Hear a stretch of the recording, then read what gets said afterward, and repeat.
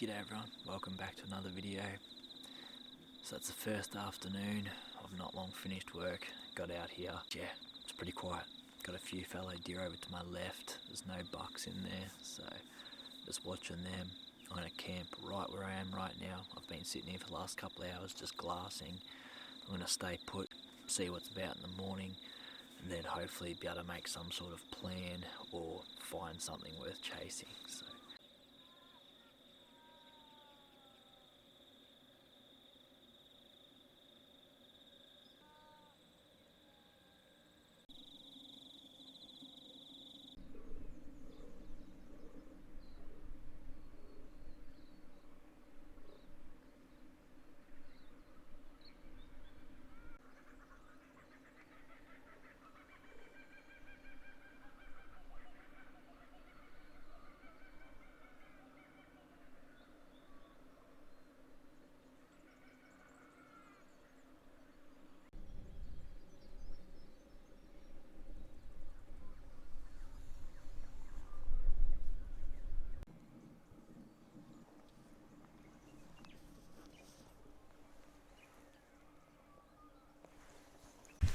It's all happening, guys.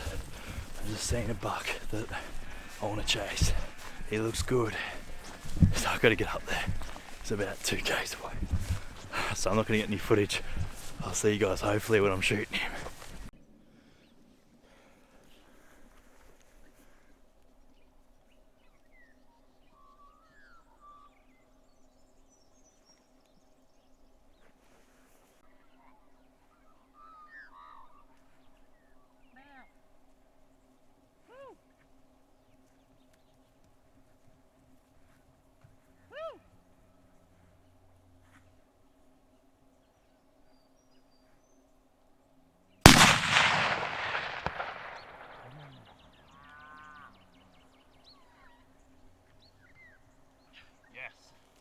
Yes.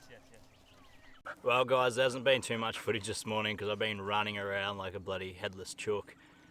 I'd camped over in another part of the property, got a little bit of footage of a reasonably young buck and a doe and a yearling, got some footage of that. There was a few deer croaking, and originally I did want to camp up on this ridge, but I didn't because I knew there was a buck living over where I camped, and I'd seen one growing there in velvet which looked like he was going to be a good head for the area.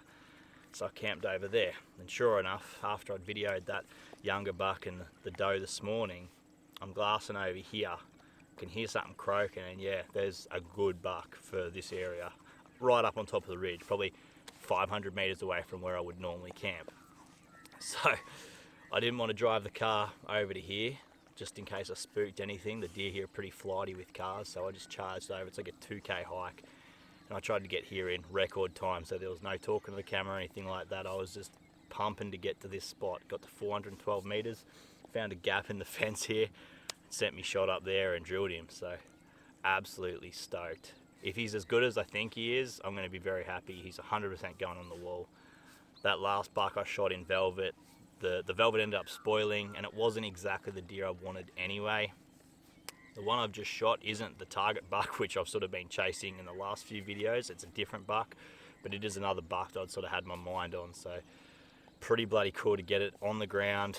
I haven't even seen it yet. I haven't moved from here. I'm just sort of taking it all in. Haven't been worrying about the cameras or anything. Just enjoying the moment, because shit, I've put some time and hours and driving and Ks and all that stuff in. A lot of stuff that you guys don't get to see.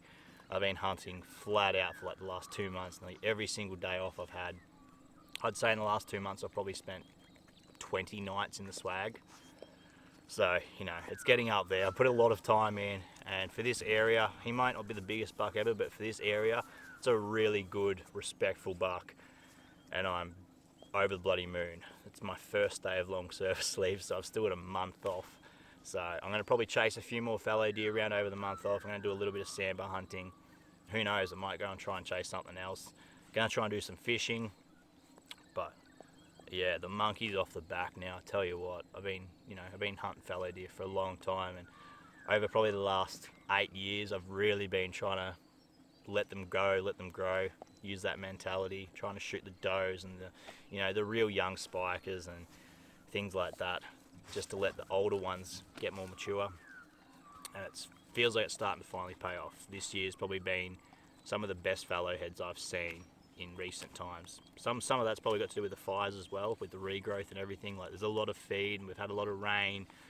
You know, the soil's all fertile, there's a lot of grass coming up, clover, things like that. So their headgear's probably more developed because of that reason. But yeah, shooting them when they're young is definitely not helping the cause. So if you're watching this and you are getting into it, we all do it when we were younger. We all shoot the young fallow bucks, but just try and keep in the back of your mind, if you do want to end up chasing something decent, something quality, you're gonna have to stop shooting them. You're gonna have to let the bucks, just leave them alone. Start shooting some does.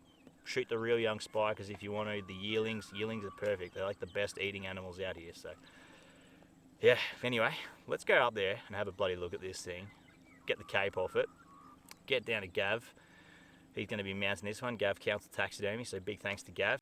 Pretty bloody excited. I'm probably going to get a wall ped. He does a real nice wall ped, which I saw last time I was there, and I'd say I'm going to get him to do that.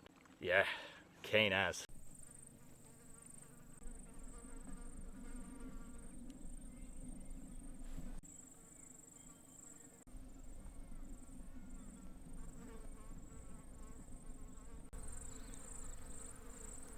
Alright, well that was a little bit tricky getting photos because I'm in full-blown sunlight. Got a dog that doesn't want to get any photos taken today.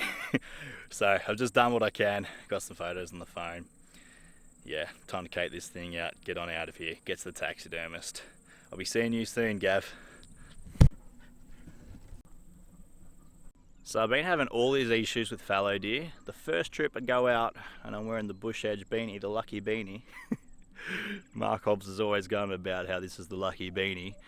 And you're right, mate. First trip out, wearing this beanie. Get it done. Unreal.